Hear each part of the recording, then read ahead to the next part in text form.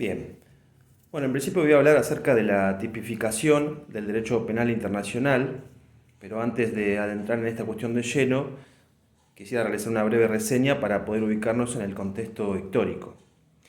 En principio nos remitimos al final de la Segunda Guerra Mundial, la que tuvo lugar en los años 1939 a 1945.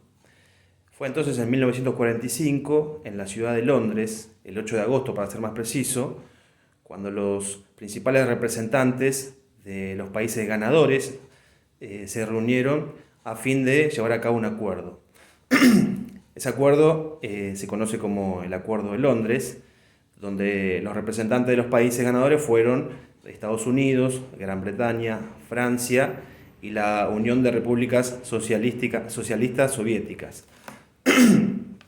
En ese acuerdo lo que hicieron fue intentar crear un tribunal al que denominaron ACDOC para poder juzgar a los nazis que habían sido partícipes de los crímenes de guerra. En esa misma reunión también se clasificaron tres tipos de crímenes, como ser los crímenes por la paz, los crímenes de la humanidad relacionados con la guerra y los crímenes de guerra en sentido estricto. También se creó el principio de responsabilidad penal individual. El primer episodio donde esto se aplica fue al poco tiempo, 1945-1946, en la ciudad alemana de Nuremberg. Allí se llevó a cabo este primer juicio, que tuvo como resultado la sentencia, en principio, de 12 personas de nazis condenados a la horca, de los cuales uno de ellos, el día anterior a la sentencia, se suicidó, otro escapó, al poco tiempo lo hallaron muerto en una marcha. Después de eso hubo 4 personas que fueron condenadas a cadena perpetua, 3 personas que fueron absueltas y 4 personas que fueron condenadas a prisión que iban de los 7 a los 20 años. En los años siguientes, 1946 a 1948, de la misma manera se llevaron a cabo los juicios en Tokio, en Japón. En esta oportunidad la intención era juzgar a los soldados y altos mandos japoneses que habían participado también de la Segunda Guerra. Se llevó a cabo la misma tesitura y también las condenas fueron varias, en sentido de que algunos recibieron la pena de muerte, otros fueron ejecutados, otros fueron recibiendo cadena perpetua y otros fueron obteniendo prisión que iba de los 3 a los 20 años. Dichos juicios por ambas partes tuvieron sus críticas. Por ejemplo, en el caso de Nuremberg, lo que se criticó fue que los delitos por los que fueron juzgados los alemanes en ese momento no estaban tipificados. Es decir, los condenaron por delitos que hasta el momento no existían. En el caso de los juicios de Tokio, una de las críticas fue la imparcialidad de los jueces, porque estos pertenecían a los países ganadores, que ya había mencionado anteriormente, y también se lo sumaron países como Australia, China, India, Filipinas, Gran Bretaña, Canadá, etc. Después de esto, otra crítica que recibieron fue que el emperador japonés quedó totalmente exonerado de cualquier culpa, de cualquier responsabilidad. Hay varios motivos por que se dice por qué se hizo esto. También otra crítica fue que solamente se juzgaron a personas que formaban parte del gobierno y a militares, quedando fuera o dejando de lado personas que apoyaban estos crímenes o personas jurídicas. Tampoco se investigó acerca de los ataques de bombas químicas o biológicas. Después de esto, en el transcurso, en este interín, se produjo algo que fue denominado como la Guerra Fría, que tuvo por su parte a Estados Unidos y por otro lado a Rusia. Fue entonces en 1998, en Italia, más precisamente en Roma, donde se llevó a cabo algo que se llamó posteriormente el Estatuto de Roma. Bien, en este estatuto justamente se lleva a cabo el nacimiento de la Corte Penal Internacional. Y en este estatuto justamente es donde se tipifican los delitos de derecho penal internacional.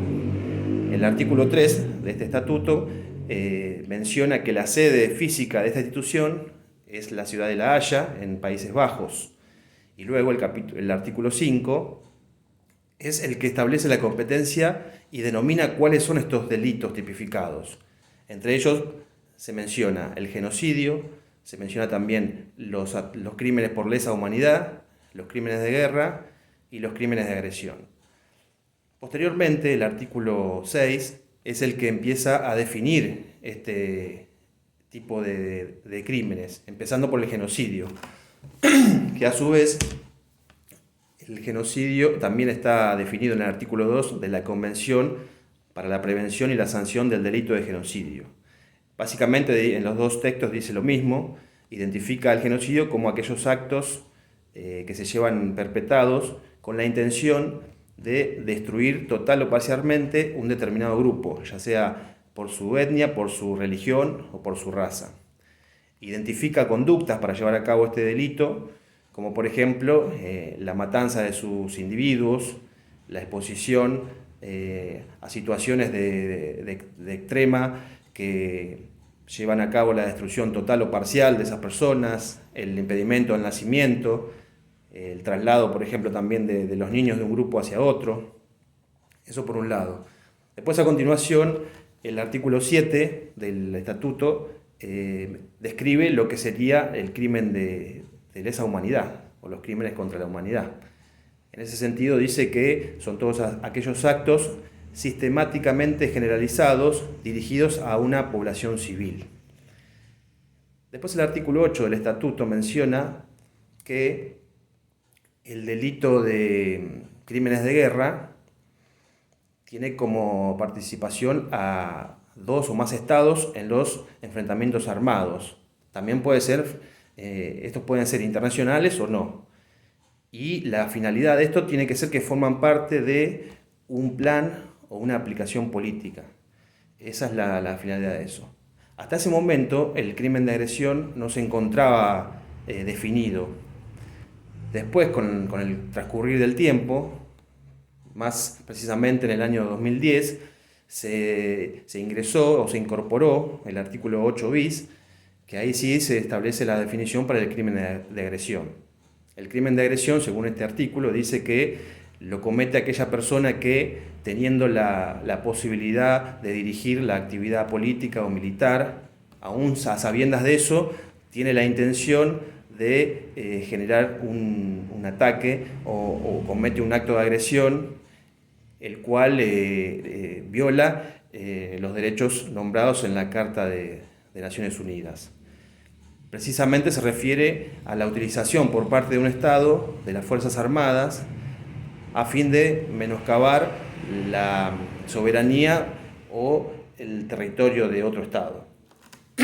Ahora bien, nuestro país, la Argentina, este estatuto lo incorporó en el año 2001 mediante la ley 26.200. En esa ley estableció en los artículos 8, 9 y 10 cuáles eran las penas para estos delitos. Cabe destacar que una de las críticas que justamente recibía el Estatuto de Roma es que no consideraba penas para los delitos. Sí los identificaba, sí los nombraba, daba detalles, los definía, pero no daba penas. Entonces, en la ley 26.200 de nuestro ordenamiento jurídico establece en los artículos 8, 9 y 10 las penas. ¿Cuáles son las penas? Por ejemplo, para el genocidio establece penas que van de los 5 a los 25 años. Y para los demás crímenes, penas que van de los 3 a los 25 años. Siempre y cuando no se suceda la muerte. En caso de que eso aconteciere, la pena sería de cadena perpetua. Ahora bien, una conducta que tienen en común todos estos delitos que he mencionado es la tortura.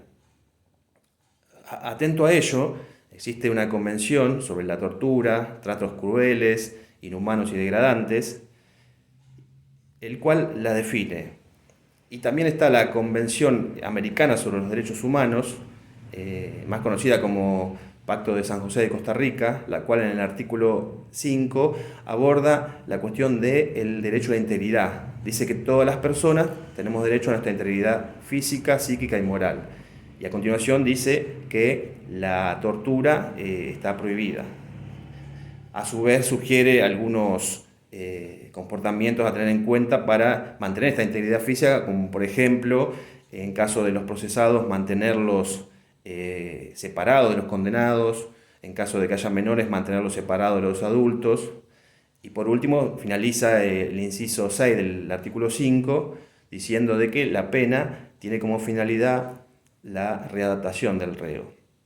Ahora bien, también mencionamos de que hay una convención sobre la tortura y en el artículo 2 define exactamente qué es una tortura.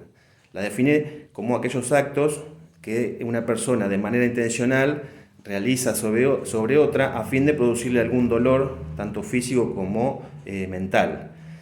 El objetivo de este acto sería la obtención de una confesión o recabar información sobre el debido tema. Y para que se configure dicha tortura, este acto necesita ser implementado, llevado a cabo por una persona que sea funcionario público o que cumpla funciones de funcionario público. En nuestro ordenamiento jurídico se expande referente a este tema de la tortura en el artículo 18 de nuestra Constitución Nacional, en la cual menciona que los malos tratos y los azotes quedan abolidos en relación a la tortura. Y a continuación menciona acerca de los lugares donde se tienen que llevar a cabo estas penas, siempre priorizando el derecho o el principio de integridad física mencionado recién en el artículo 5 de la Convención Americana de los Derechos Humanos. Menciona que las cárceles tienen que ser sanas y limpias para seguridad y no para castigo de los reos. En este sentido, por último, para finalizar la exhibición, quisiera recordar dos fallos relacionados con este tema. Por un lado, el fallo de Velázquez Rodríguez en el país de Honduras. Velázquez Rodríguez rápidamente fue una persona que fue asesinada por personal policial, del cual después se descubrió que fue torturado. Y en el caso del otro fallo, Berbisky, el cual sucedió aquí en la Argentina y tiene relación con esto que hablamos recién de cómo deberían ser las cárceles, en relación al artículo 18 de la Constitución. En este caso, Berbisky identifica y deja las claras cómo el sistema carcelario está en falla y qué lejos está de cumplirse lo que el artículo 18 de la Constitución Nacional menciona.